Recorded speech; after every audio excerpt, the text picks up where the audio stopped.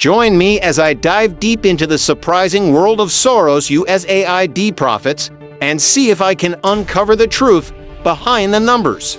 George Soros, a name that sparks intense debate and controversy.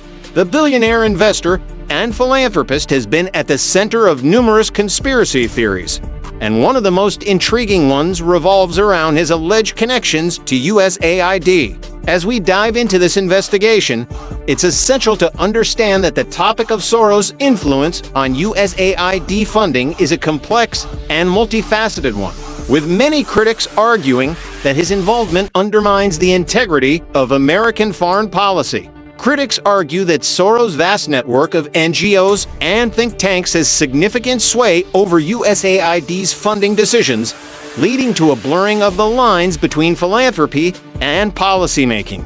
This, in turn, raises concerns about the potential for ideological bias and even manipulation of foreign governments. For instance, some point to the fact that USAID has funded initiatives that seem to align closely with Soros' Open Society foundations, sparking suspicions of a cozy relationship between the two.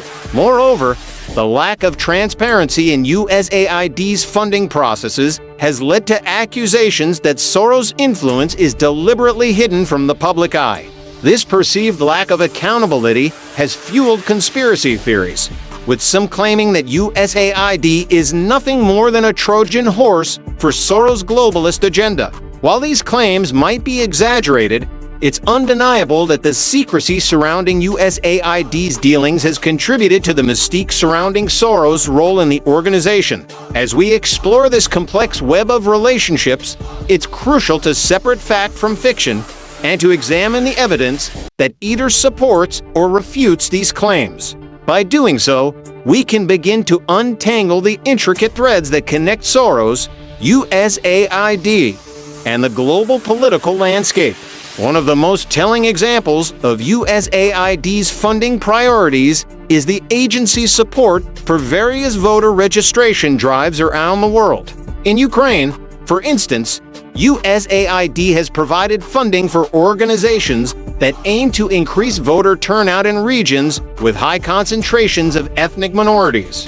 While this might seem like a laudable goal, critics argue that this funding is, in fact, a thinly veiled attempt to manipulate the political landscape in favor of Soros-backed candidates. In Kenya, USAID has supported initiatives aimed at improving electoral transparency, but some have raised eyebrows at the agency's decision to partner with organizations closely tied to Soros' Open Society foundations. The question remains, are these funding decisions driven by a genuine desire to promote democracy, or are they part of a larger strategy to further Soros' own political agenda? Furthermore, USAID's funding of various educational initiatives has also raised suspicions. In Macedonia, for instance, the agency has supported programs aimed at promoting critical thinking and media literacy. While these goals might seem innocuous, some critics argue that they are, in reality, part of a broader effort to groom a new generation of Soros-friendly journalists and intellectuals. One of the most explosive revelations, however, centers around USAID's funding of a particular project in Rwanda. According to a 2020 report, the agency provided millions of dollars in funding to an NGO that, in turn, was closely linked to Soros' Open Society foundations. What's remarkable about this project is that it aimed to promote women's empowerment through education and entrepreneurship. A laudable goal, to be sure.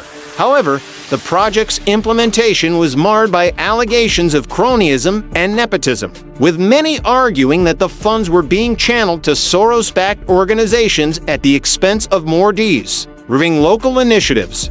Perhaps the most significant piece of evidence, however, comes in the form of a 2018 testimony by a former USAID official, who revealed that the agency had repeatedly funneled money to organizations that were either directly or indirectly linked to Soros. This testimony has sparked outrage among critics, who argue that it proves, once and for all, that USAID is nothing more than a tool for Soros to further his own ideological agenda.